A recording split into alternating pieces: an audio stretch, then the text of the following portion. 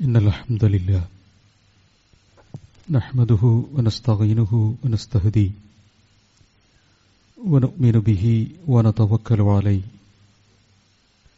ونعوذ بالله من شرور أنفسنا ومن سيئات أعمالنا من يهده الله فلا مضل له ومن يضلل فلن تجد له وليا مرشدا اللهم صل على محمد وعلى آل محمد كما صليت على إبراهيم وعلى آل إبراهيم اللهم بارك على محمد وعلى آل محمد كما باركت على إبراهيم وعلى آل إبراهيم إنك حميد مجيد أما بعد فإن خير الحديث كتاب الله وخير الهدي هدي محمد صلى الله عليه وسلم وشر الأمور محدثاتها وكل محدثة بدعة وكل بدعة ضلالة أعوذ بالله من الشيطان الرجيم بسم الله الرحمن الرحيم يا أيها الذين آمنوا اتقوا الله حق تقاته ولا تموتن إلا وأنتم مسلمون أما بعد اتقوا الله عباد الله ബഹുമാന്യരായ സത്യവിശ്വാസികളെ, അല്ലാഹു സുബ്ഹാനഹു വ തആലയുടെ കൽപ്പന നിർദ്ദേശങ്ങളെ ജീവിതത്തിൽ പാലിക്കുകയും മുസ്ലിങ്ങളും മുവഹിദുകളുമായി മരണം വരിക്കാൻ കഴിവിന്റെ പരമാവധി പരിശ്രമിക്കുകയും ചെയ്യണമെന്ന് ആമുഖമായി ഉണർത്തുകയാണ്. അല്ലാഹു നമ്മയെവരെയും അവന്റെ ഇഷ്ടദാസന്മാരിൽ ഉൾപ്പെടുത്തി സ്വർഗാനുഗരികളായി പരിഗണിക്കുമാറാകട്ടെ. സത്യവിശ്വാസിയും അവിശ്വാസിയും തമ്മിലുള്ള ഏറ്റവും പ്രധാനപ്പെട്ട വേർതിരിവ് നമസ്കാരമാണ്. അത് നിർവഹിക്കേണ്ടത് ഏതു തരത്തിലായിരിക്കണം എന്നതിനെ സംബന്ധിച്ചാണ് കഴിഞ്ഞ ഖുതുബയിൽ നമ്മൾ സംസാരിച്ചിട്ടുള്ളത്.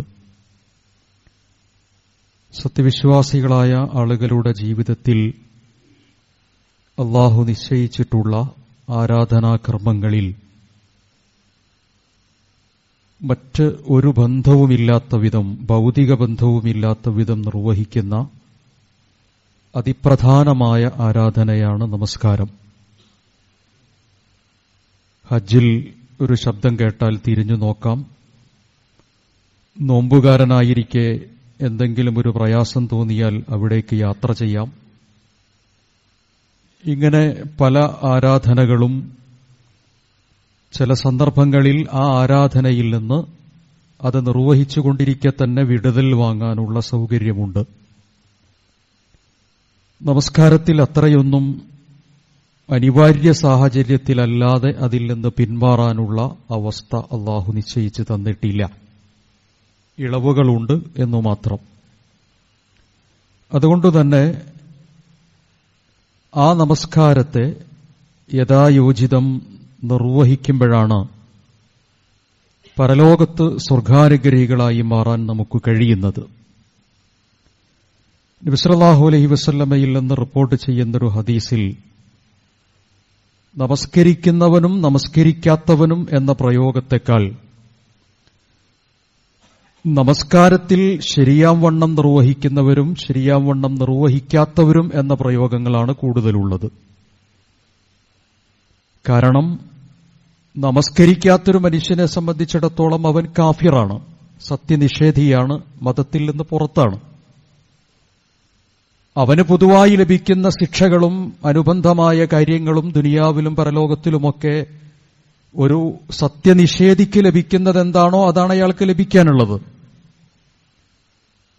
എന്നാൽ നമസ്കരിക്കുന്ന ഒരാൾ അയാളിൽ ഉണ്ടാകേണ്ടതും നമസ്കാരം മുറപോലെ നിർവഹിക്കാത്ത ഒരാൾ അയാളിൽ കാണുന്നതുമായ വിഷയങ്ങളാണ് ദീർഘമായ ചർച്ചകളിലും ആയത്തുകളിലും വചനങ്ങളിലുമുള്ളത്.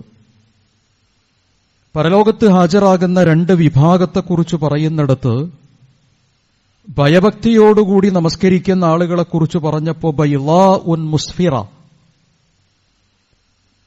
പ്രകാശപൂരിതമായി നിൽക്കുന്ന വെളുത്ത മുഖമുള്ള ആളുകളായിരിക്കും അവർ. അത് നമസ്കരിക്കുന്നവരാണ് എന്നല്ല, നമസ്കാരത്തിൽ ശരിയാവണ്ണം നിർവഹിച്ച് ഖുശൂ ഉള്ളവരാണ് എന്നാണ്.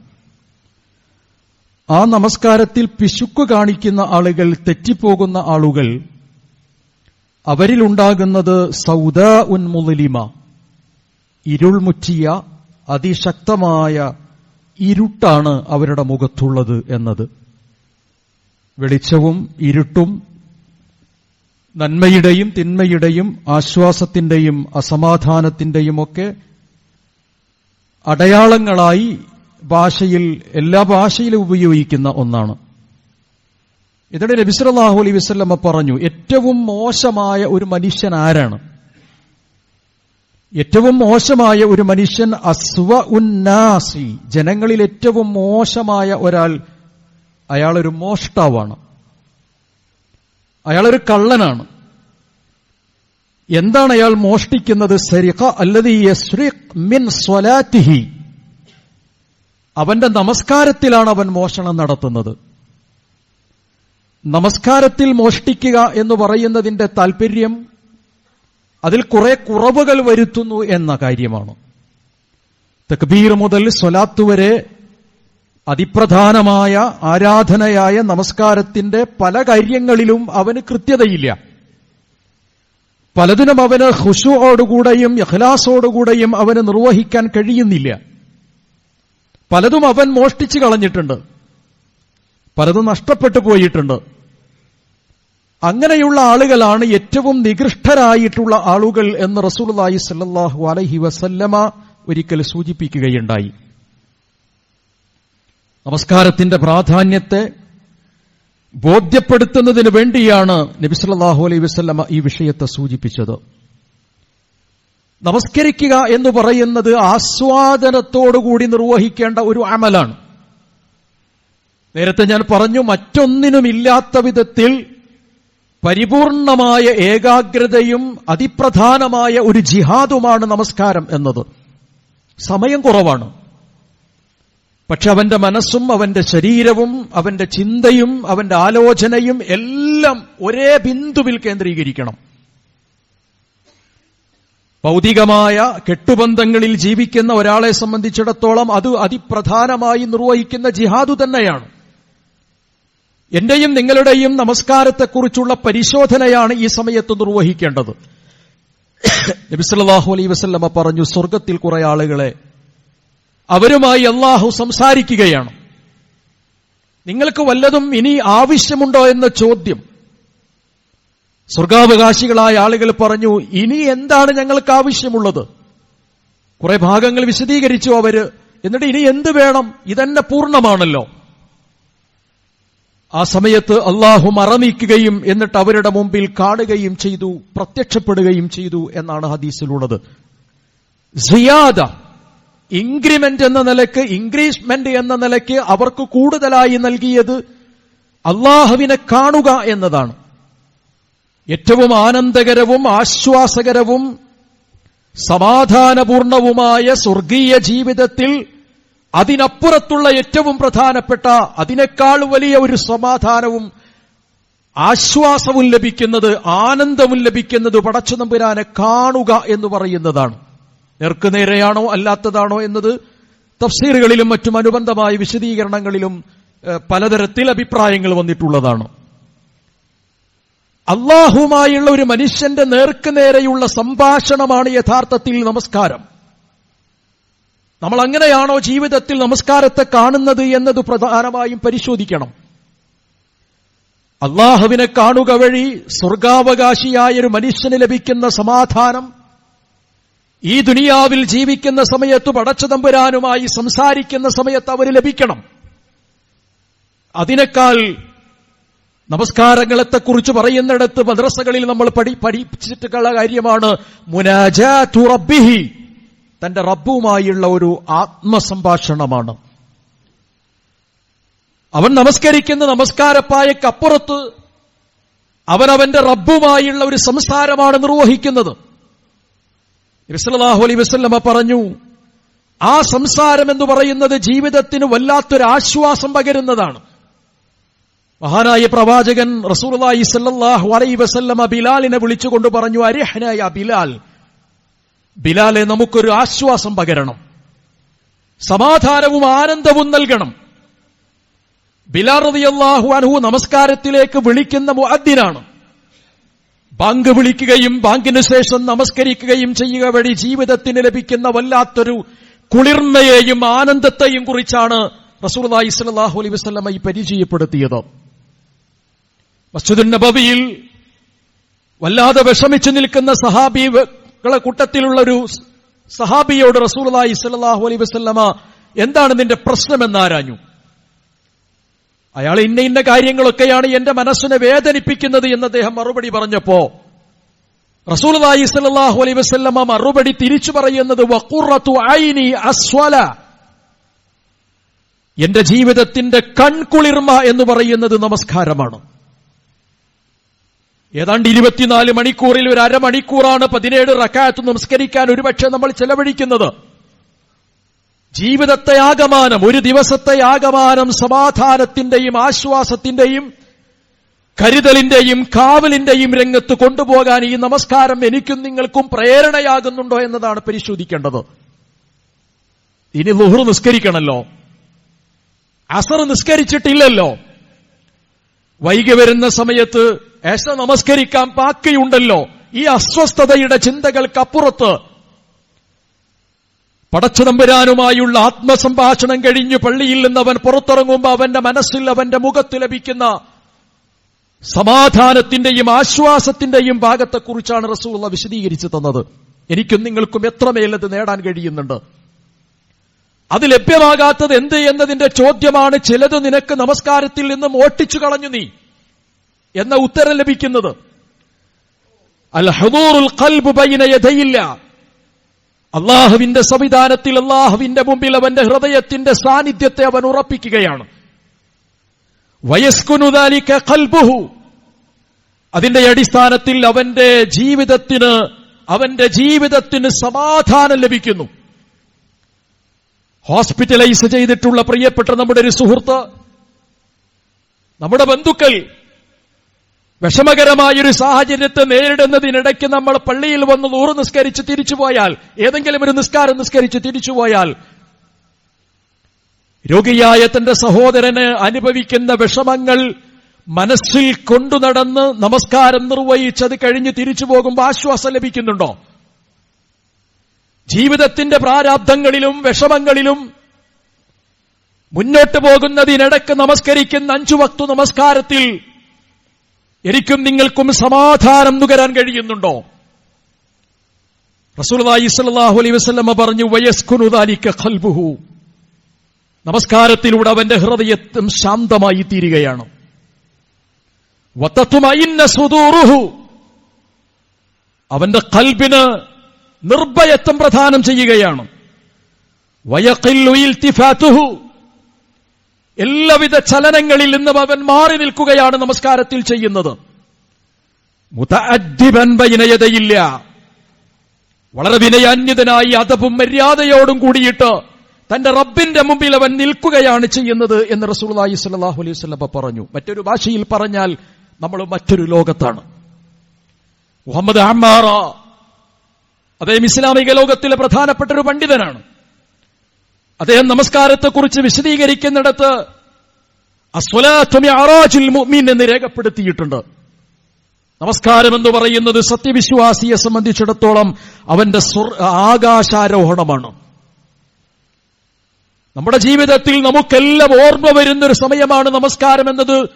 സാമാന്യന എല്ലാവരും ഉപയോഗിക്കുന്ന ഒരു കാര്യമാണ്. എന്തുകൊണ്ട് ഇത് വരുന്നു എന്ന ചോദ്യത്തിന്റെ ഉത്തരം എനിക്കും നിങ്ങൾക്കും പറയാനുള്ളത്, എന്റെ ഹൃദയത്തിന്റെ സാന്നിധ്യം നമസ്കാരത്തിൽ കിട്ടുന്നില്ല. അത് കിട്ടാതിരിക്കാൻ റബ്ബിന്റെ മുമ്പിലാണ് ഞാൻ നമസ്കരിക്കുന്നത് എന്ന ബോധ്യം എന്റെ ജീവിതത്തിലേക്ക് വരാതിരിക്കുന്നതിന്റെ കാരണങ്ങൾ അശ്രദ്ധമായിട്ടാണ് നമ്മൾ നമസ്കരിക്കുന്നത്.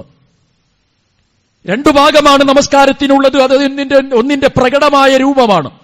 തക്ബീർ മുതൽ സലാം വരെയുള്ള നമസ്കാരത്തിന്റെ അംഗചലനങ്ങൾ അതിന്റെ പ്രകടമായൊരു രൂപമാണ്. രണ്ടാമത് നമസ്കാരത്തിന്റെ ആത്മാവെന്ന് പറയുന്നത് ആ നമസ്കാരത്തിലൂടെ ലഭ്യമാകേണ്ട സത്ഫലമാണ്. ഈ സത്ഫലം ഇത്രയും കാലത്തെ ജീവിതത്തിലൂടെ നമുക്ക് ലഭിച്ചിട്ടുണ്ടോ? റസൂലുള്ളാഹി സ്വല്ലല്ലാഹു അലൈഹി വസല്ലം സുബഹി നമസ്കാരത്തെക്കുറിച്ച് പറയുന്നിടത്ത് പറഞ്ഞു, സുബഹി നമസ്കരിക്കുന്ന ഒരു മനുഷ്യനെ സംബന്ധിച്ചിടത്തോളം അവന് ലഭിക്കുന്നത് ഒന്ന് റബീഅ, ജീവിതത്തിന്റെ വസന്തം അവൻ അനുഭവിക്കാൻ കഴിയും എന്നാണ്. രാവിലെ എഴുന്നേറ്റ് പടച്ച തമ്പുരാന്റെ മുമ്പിൽ പൂർണ്ണമായ തെളിഞ്ഞ ഹൃദയത്തോടുകൂടി അവൻ അല്ലാഹുവിനോട് സംസാരിക്കുകയാണ്. എനിക്കേറ്റവും പ്രിയപ്പെട്ട ഒരാളുമായി എന്റെ ഹൃദയം തുറക്കാൻ എനിക്കൊരവസരം ലഭിച്ചാൽ, പരിഹാരകനായി മറ്റൊരാളുമില്ല എന്ന ബോധ്യമുള്ള ഒരാളുമായി എന്റെ ഹൃദയം തുറക്കാൻ എനിക്ക് അവസരം ലഭിച്ചാൽ എത്ര നേരം ഞാനും നിങ്ങളും സംസാരിക്കും.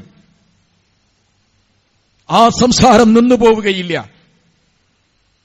ഹൃദയത്തിന്റെ സമാധാനത്തിനും ആശ്വാസത്തിനും അവന്റെ ഹൃദയത്തിൽ കൊണ്ടു നടക്കുന്ന ഏത് വികാര വിചാരങ്ങളെയും ഇറക്കി വെക്കാൻ കഴിയുന്ന ഒരു അത്താണിയിൽ അവൻ ഇറക്കി വെക്കുമ്പോ അവന് ലഭിക്കുന്നൊരാശ്വാസമുണ്ട്.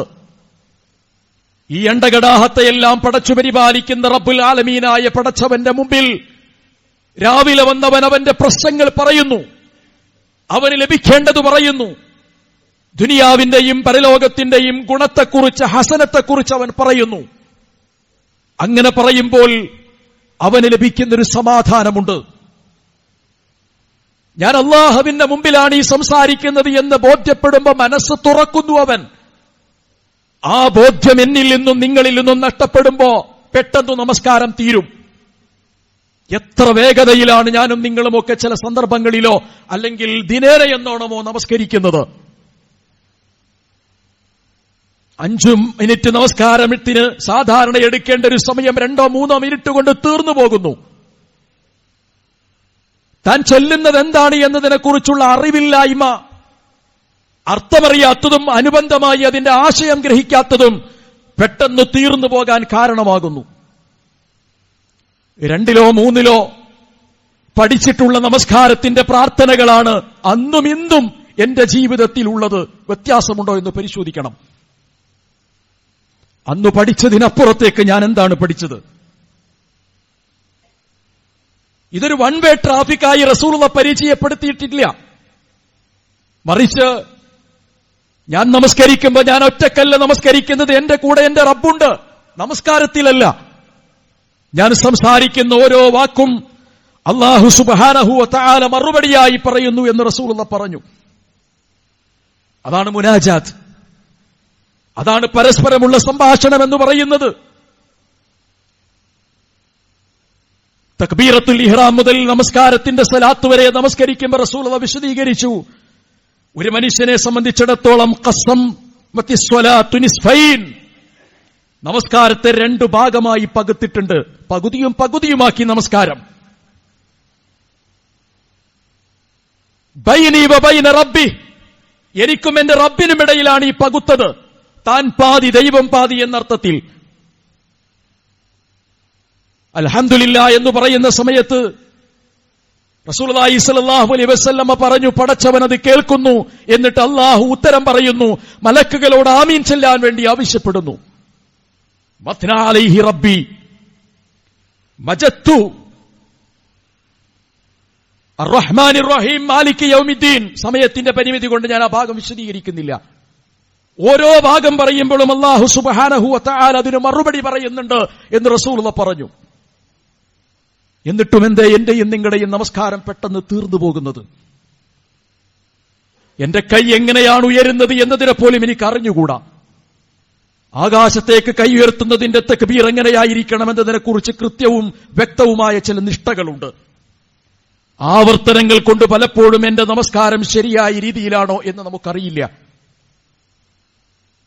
അല്ലാഹു അക്ബർ മുതൽ ഓരോരോ ഭാഗങ്ങൾ നമ്മൾ നിർവഹിക്കുമ്പോൾ പലപ്പോഴും സംഭവിച്ചു പോകുന്നത് വലാ തകും മിനൽ ഗാഫിലീൻ, നിങ്ങൾ ഒരിക്കലും അശ്രദ്ധരായി സംഭവിക്കരുത് എന്ന് റസൂലുള്ളാഹി സ്വല്ലല്ലാഹു അലൈഹി വസല്ലം പറഞ്ഞു. അശ്രദ്ധമായൊരു നമസ്കാരം നീ നമസ്കരിക്കരുത്.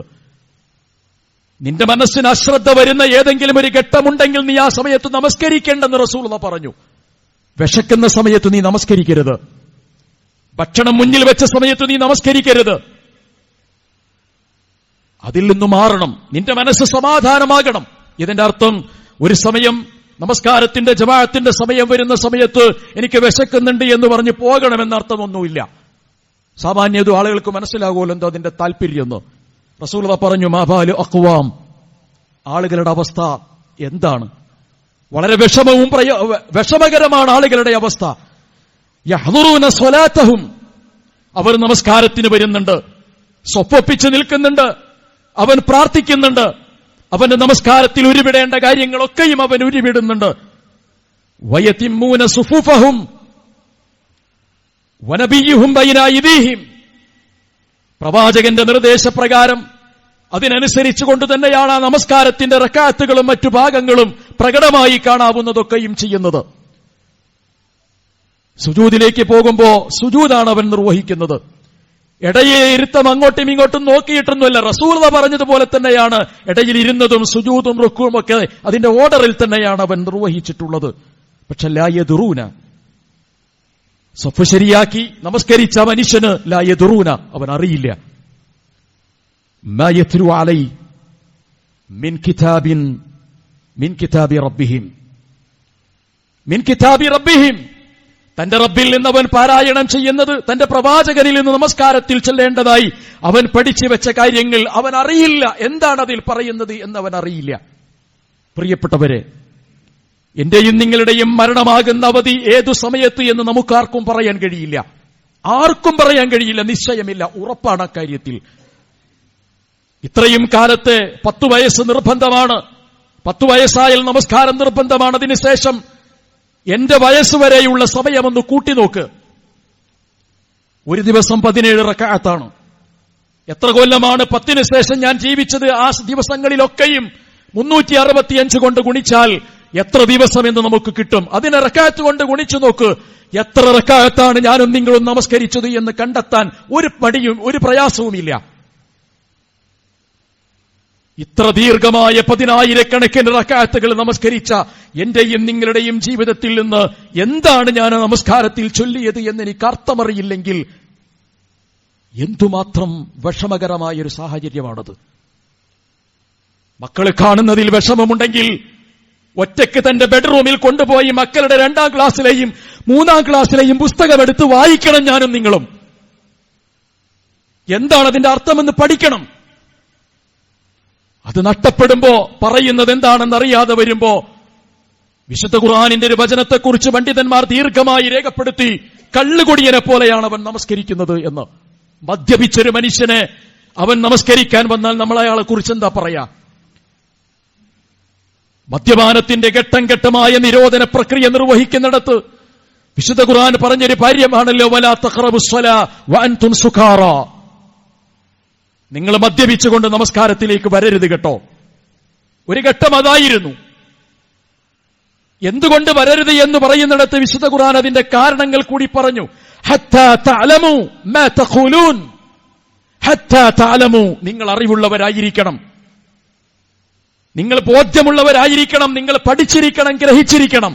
മാ തഖൂലൂൻ, നിങ്ങൾ എന്താണ് പറയുന്നത് എന്ന്. അല്ലാഹുമ്മ ബഅഇദ് ബൈനി എന്നോ വജ്ഹതു വജ്ഹിയ എന്നോ പ്രാരംഭ പ്രാർത്ഥന മുതൽ അസ്സലാമു അലൈക്കും വറഹ്മത്തുള്ളാഹി വരെയുള്ള നമസ്കാരത്തിലെ ഓരോ പ്രാർത്ഥനയും ഒന്നിനു ശേഷം മറ്റൊന്നായി ഒരു പേപ്പറിൽ എഴുതി ടിക്കിട്ട് നോക്ക്, എനിക്ക് കിട്ടുന്ന അർത്ഥം ഇതിന്റെയൊക്കെ ഏതിന്റേതാണ് എന്ന്.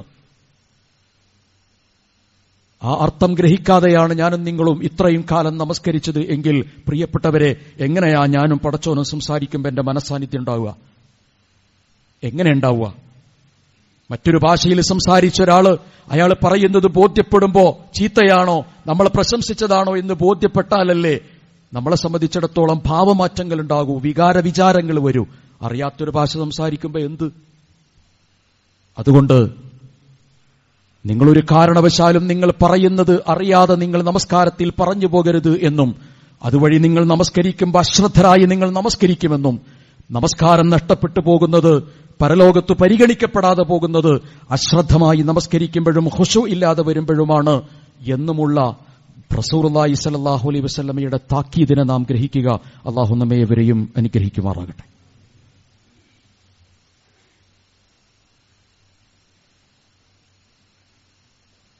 അൽഹംദുലില്ലാഹി റബ്ബിൽ ആലമീൻ വൽ ആഖിബത്തു ലിൽ മുത്തഖീൻ വലാ ഉദ്വാന ഇല്ലാ അലൽ ളാലിമീൻ വസല്ലല്ലാഹു അലാ അഷ്റഫിൽ അംബിയാഇ വൽ മുർസലീൻ മുഹമ്മദിൻ വആലിഹി വസഹ്ബിഹി അജ്മഈൻ. അമ്മാ ബഅദ് ഇത്തഖുല്ലാഹ ഇബാദല്ലാഹ്.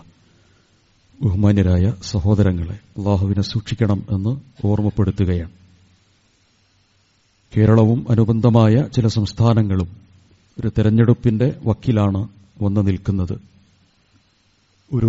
നമ്മൾ താമസിക്കുന്നൊരു നാട്ടിലുള്ള ഒരു തെരഞ്ഞെടുപ്പ് എന്നത് അതിന് രാഷ്ട്രീയപരമായ മാനങ്ങളും രീതികളും ഒക്കെയുണ്ടെങ്കിലും ഒരു വിശ്വാസിയെ സംബന്ധിച്ചിടത്തോളം അവന്റെ വോട്ട് അതൊരു അമാനത്താണ്. കാരണം അവൻ ജീവിക്കുന്ന നാടിന്റെ സമാധാനത്തിനും അവൻ ജീവിക്കുന്ന നാടിന്റെ സ്വസ്ഥതയ്ക്കും അവൻ ജീവിക്കുന്ന നാട്ടിലുള്ള ജീവിത പ്രതിസന്ധിയില്ലാതെ മുന്നോട്ടു പോകുന്നതിനും മനുഷ്യത്വപരമായി പെരുമാറുന്നതിനുമൊക്കെ പ്രവാചകന്മാരിൽ ഒട്ടേറെ മാതൃകകൾ നമുക്ക് കാണാൻ കഴിയും. സ്വന്തം നാടിനു വേണ്ടി നിരന്തരമായി പ്രാർത്ഥിച്ചിരുന്ന ഇബ്രാഹിം നബി അലൈഹി സ്വലാത്തു വസ്സലാമയുടെ പ്രാർത്ഥന വിശുദ്ധ ഖുർആനിൽ രേഖപ്പെടുത്തിയിട്ടുണ്ട്. അള്ളാഹുവിന്റെ പ്രവാചകൻ ജനിക്കുകയും വളരുകയും ചെയ്തിട്ടുള്ള മക്കയിലും മദീനയിലും ഒക്കെ അള്ളാഹുവിന്റെ പ്രവാചകൻ ആ നാടിന്റെ സ്വസ്ഥതയ്ക്കും സമാധാനത്തിനും അതിന്റെ എന്താണോ അവിടെയുള്ള രീതി അതിന്റെ കാര്യങ്ങൾ നിലനിൽക്കുന്നതിനു വേണ്ടി പരിശ്രമിക്കുകയും അങ്ങനെ ഉണ്ടാകണം. അത് സത്യവിശ്വാസത്തിന്റെ ഈമാനിന്റെ കൂടി താൽപര്യമാണ് എന്ന് രേഖപ്പെടുത്തുകയും ചെയ്തിട്ടുണ്ട്. നാം ജീവിക്കുന്ന രാജ്യത്ത് മുസ്ലിങ്ങൾ എന്ന നിലയ്ക്ക് മാത്രമല്ല, ഇന്ത്യൻ പൌരന്മാർ എന്ന നിലയ്ക്ക് ഏറ്റവും അനുകൂലമായൊരു സാഹചര്യം ഇസ്ലാമിക പ്രബോധന പ്രവർത്തനം നിർവഹിക്കാനുള്ള വ്യക്തി സ്വാതന്ത്ര്യമാണ്. അതിന്റെ ഏറ്റക്കുറച്ചിലുകൾ അധികാര കേന്ദ്രങ്ങളിലുള്ള മാറ്റങ്ങൾക്കനുസരിച്ചുകൊണ്ട് അനുഭവപ്പെടുന്നവരാണ് നമ്മൾ ഓരോരുത്തരും. ഇസ്ലാമിനും മുസ്ലിങ്ങൾക്കും മുസ്ലിം സമൂഹത്തിനും അതിനപ്പുറത്ത് മനുഷ്യ സമൂഹത്തിനും സ്വസ്ഥവും സമാധാനപൂർണവുമായും ജീവിക്കാൻ കഴിയുന്ന ഒരു സാഹചര്യത്തെ ഉണ്ടാക്കുന്നതിന് എന്റെയും നിങ്ങളുടെയും ഉത്തരവാദിത്വത്തിന്റെ കൂടി ഭാഗമാണ് വോട്ട് രേഖപ്പെടുത്തുക എന്ന് പറയുന്നത്. ആർക്ക് വോട്ട് ചെയ്യണം, ആർക്ക് വോട്ട് ചെയ്തുകൂടാ എന്നതിന്റെ മാനദണ്ഡം അതായിരിക്കണം. വതആവനു അലൽ ബിർരി വത്തഖ്വ വലാ തആവനു അലൽ ഇസ്മി വൽ ഉദ്വാൻ എന്ന സത്യവിശ്വാസികളോട് പരസ്പര സഹകരണത്തെക്കുറിച്ച് പറയുന്നിടത്ത് സൂറത്ത് ഹുജറാത്തിൽ അല്ലാഹു രേഖപ്പെടുത്തിയിട്ടുണ്ട്. വതആവനു, നിങ്ങൾ പരസ്പരം സഹകരിക്കുകയും സഹായിക്കുകയും ചെയ്യണം. അലൽ ബിർരി വത്തഖ്വ, നന്മ ഏതാണോ ആ കാര്യത്തിലും തഖ്വ, ദൈവഭക്തിയും ദൈവഭയവും സൂക്ഷ്മതയും ഏതാണോ ആ കാര്യത്തിലുമായിരിക്കണം നിങ്ങളുടെ പരസ്പര സഹകരണം നിങ്ങൾ ഉറപ്പുവരുത്തേണ്ടത്. വലാ തആവനു ബിൽ ഇസ്മി വൽ ഉദ്വാൻ, തിന്മയുടെ കാര്യത്തിലും ശത്രുതയുടെ കാര്യത്തിലും നിങ്ങൾ സഹകരിച്ചുകൂടാ. നിങ്ങളുടെ ഒരു പ്രവർത്തനവും അതിനെ ശക്തിപ്പെടുത്തുകയും വളർത്തുകയും ചെയ്യുന്നതാകാൻ പാടില്ല. അത് രാഷ്ട്രീയത്തിൽ മാത്രമല്ല, മതത്തിലും ഏതു കാര്യം നിർവഹിക്കുമ്പോഴും ശത്രുത വളർത്തുന്ന വിഭാഗീയതയും തീവ്രവാദവും വർഗീയതയും വിഘടന ചിന്തയും ഒക്കെ വളർത്തുന്നതിലേക്ക് നമ്മളുടെ മൗനം പോലും കാരണമാകാൻ പാടില്ല. അതുകൊണ്ട് ആ ഗൗരവത്തെ നമ്മൾ ഉൾക്കൊള്ളുകയും അതിനനുസൃതമായി മനുഷ്യർക്ക് ഗുണപ്പറ്റാകുന്ന തരത്തിലുള്ള ഭരണഘടനയും അതിനനുസൃതമായിട്ടുള്ള പ്രവർത്തനങ്ങൾ നിർവഹിക്കുന്ന നമ്മുടെ നാട്ടിൽ അത് നിലനിൽക്കുന്നതിനു വേണ്ടിയിട്ടുള്ള അധ്വാനങ്ങൾ, അത് നന്മയുടെ പക്ഷത്തുള്ള അധ്വാനമാണ്, അത് പ്രതിഫലാർഹമായ കാര്യമാണ്. അതിനുവേണ്ടി നാം നിർവഹിക്കുന്ന ഓരോ കാര്യങ്ങളും നമ്മുടെ ഉത്തരവാദിത്വത്തിന്റെ കൂടി ഭാഗമാണ്. അത് യഥായോചിതം വസ്തുതാപരമായി നിർവഹിക്കാൻ പരിശ്രമിക്കണം എന്ന് ഈ സന്ദർഭത്തിൽ സാന്ദർഭികമായി ഓർമ്മപ്പെടുത്തുകയാണ്. അല്ലാഹു സുബ്ഹാനഹു വ തആല സത്യമായ കാര്യങ്ങളെ അംഗീകരിക്കാനും സത്യത്തിന്റെ കൂടെ നിൽക്കുവാനും അതിനുവേണ്ടി ഏതു ത്യാഗം സഹിക്കാനും നമുക്കേവർക്കും തൗഫീക്ക് നൽകി അനുഗ്രഹിക്കുമാറാകട്ടെ. പശ്ചിമേഷ്യയിലുള്ള യുദ്ധവും അനുബന്ധമായ കെടുതികളും ലോകത്തെ വല്ലാതെ വിഷമിപ്പിക്കുകയും പ്രയാസപ്പെടുത്തുകയും ചെയ്യുന്നുണ്ട്. നമ്മുടെ ഓരോരുത്തരുടെയും വ്യക്തിജീവിതത്തെ വരെ നാം അതിൽ നേർക്കുനേരെ പങ്കെടുക്കുന്നില്ലെങ്കിലും, പ്രത്യക്ഷമോ പരോക്ഷമോ ആയി അതിനെ സഹകരിക്കുന്നില്ലെങ്കിലും എതിർക്കുന്നുണ്ടെങ്കിലും നമ്മളെ കൂടി ബാധിക്കുന്നുണ്ട്. പടച്ചവനെ, സമാധാനപൂർണമായൊരു പര്യവസാനം ഇതുവഴി ലോകത്തിന് നീ പ്രദാനം ചെയ്യണമേ തമ്പുരാനെ. നിരപരാധികളായ ആളുകൾക്ക് വിഷമം അനുഭവിക്കുന്ന തരത്തിലുള്ള വർഗീയ ചിന്തയും തീവ്രവാദ ചിന്തയും അതേപോലെ സ്വജനപക്ഷപാതിത്വവും പൂർണ്ണമായും ലോകത്ത് നിന്ന് വിഭാടനം ചെയ്യുന്നതിന്, സത്യത്തിന്റെ ശത്രുക്കളെ എല്ലാവിധ തന്ത്രവും ഉപയോഗിച്ച് നശിപ്പിക്കുന്നതിന് നീ ഞങ്ങളെ സഹായിക്കണമേ തമ്പുരാനെ. അല്ലാഹുമ്മ അഫ്റിൽ മുഅ്മിനീന വൽ മുഅ്മിനാത്ത് വൽ മുസ്ലിമീന വൽ മുസ്ലിമാത്ത് അൽ അഹ്യാഉ മിൻഹും വൽ അംവാത്ത് ഇന്നക മുജീബു ദഅവാതി യാ ഖാദിയൽ ഹജാത്ത്. اللهم اعز الاسلام والمسلمين واذل الشرك والمشركين. اللهم اعز الاسلام والمسلمين واذل الشرك والمشركين. ربنا آتنا في الدنيا حسنة وفي الآخرة حسنة وقنا عذاب النار. ربنا لا تزغ قلوبنا بعد إذ هديتنا وهب لنا من لدنك رحمة إنك أنت الوهاب. سبحانك رب العزة عما يصفون وسلام